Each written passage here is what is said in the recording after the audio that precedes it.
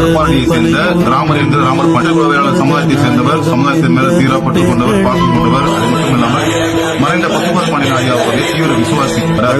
தமிழ்நாடு முழுக்க இந்த சம்பவத்துக்கு அப்புறம் ஒரு நல்ல சமுதாய போராளியாக காணப்படுறாரு. எல்லாருமே ரொம்ப பிடிச்சிருக்கு. எல்லா மாற்று சமுதாயத்துக்கும் நல்ல ஒரு அவரு இளைஞர்கள் இளைஞர்கள் மட்டும் நல்ல ஒரு இளைஞர்கள் நாயகனாக மாறுகிறார்.